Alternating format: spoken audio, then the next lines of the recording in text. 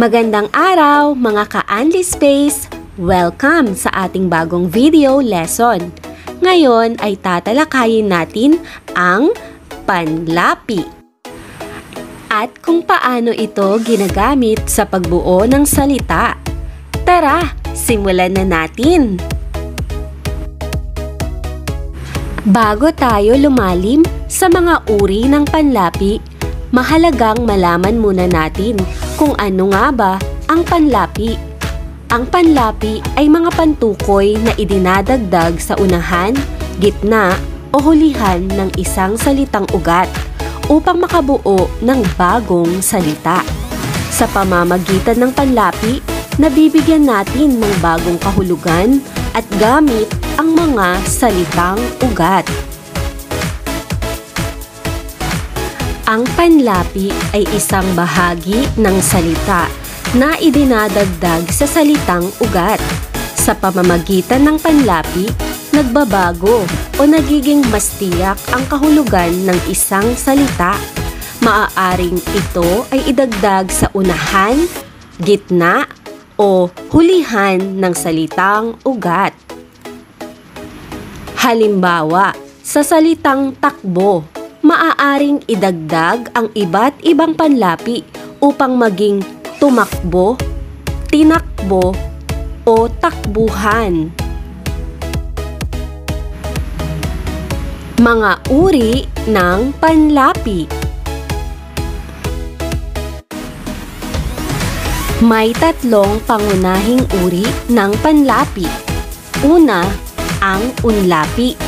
Ito ay mga panlapi na idinadagdag sa unahan ng salitang ugat.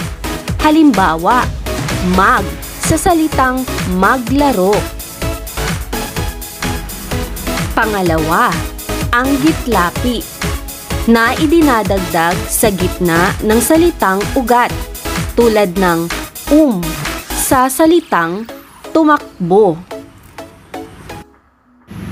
Pangatlo, ang hullapi na idinadagdag naman sa hulihan ng salitang ugat, gaya ng han sa salitang takbuhan. Ngayon naman, magbibigay tayo ng mas maraming halimbawa para mas lalo ninyong maunawaan ang paggamit ng bawat uri ng panlapi.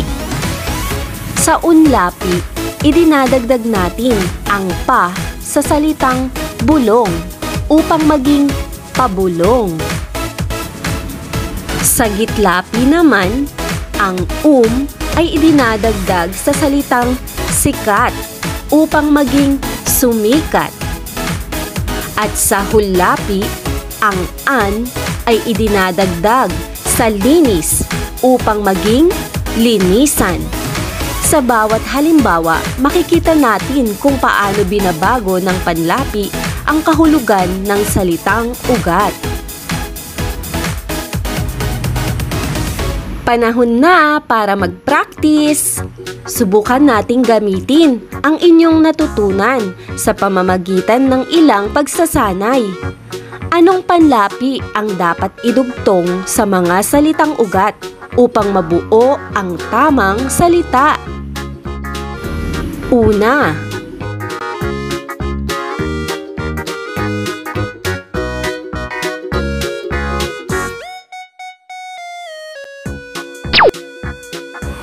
ang tamang sagot ay nag. Magaling mga bata. Pangalawa,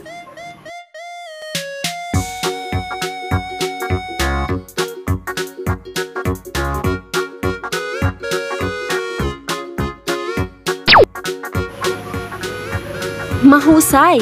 Ang sagot ay in. At pangatlo,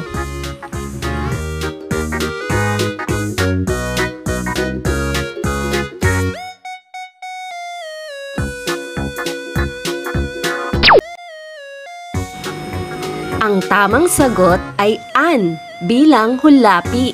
Magaling mga bata! Mayroon ding mga panlapi na ginagamit sa unahan at hulihan ng isang salitang ugat.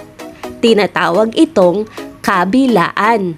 Sa salitang nagsulatan, makikita natin ang unlapi na nag at hullapi na an na magkasamang bumubuo ng isang bagong salita mula sa salitang ugat na sulat. Ang paggamit ng dalawang panlapi ay nagpapalawak ng kahulugan at gamit ng salita. Handa na ba kayo para sa mabilisang pagsusulit? Subukan natin, mga bata! Anong panlapi ang idinadagdag sa salitang naglaro?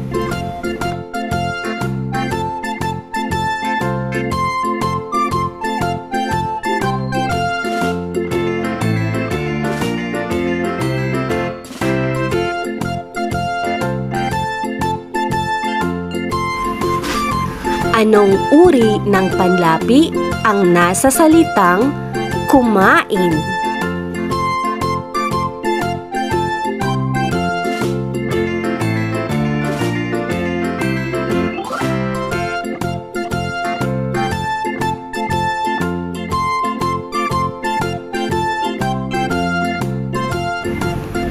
Aling salita ang may hullapi?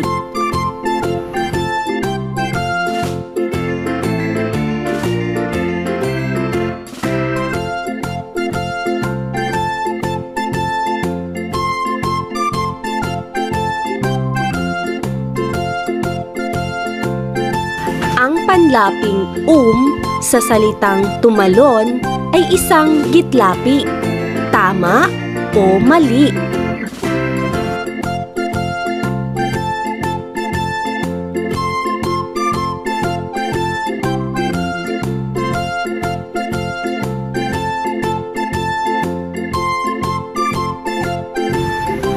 Ang unlapi ay idinadagdag sa hulihan ng salitang ugat. Tama o mali?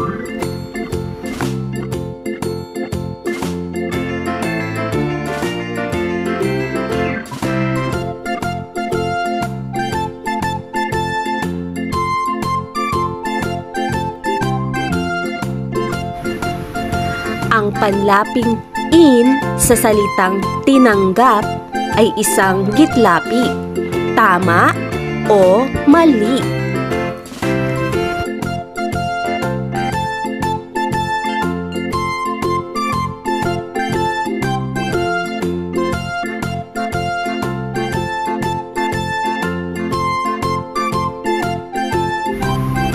Anong panlapi ang idinagdag sa salitang sumayaw?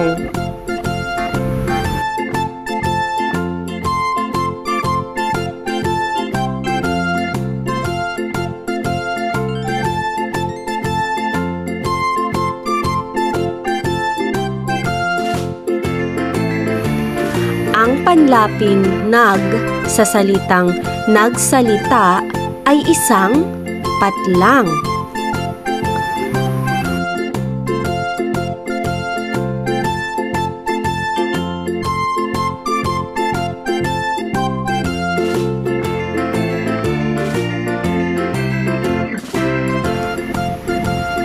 Ang salitang maglinis ay may panlaping patlang.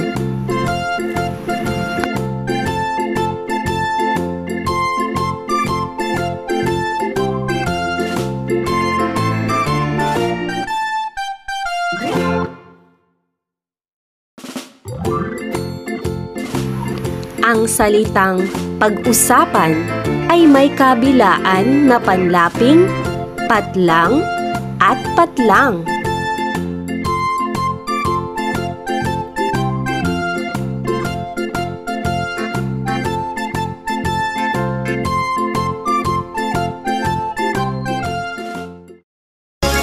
Mahusay, mga bata! Nakuha niyo ba ang lahat ng tamang sagot?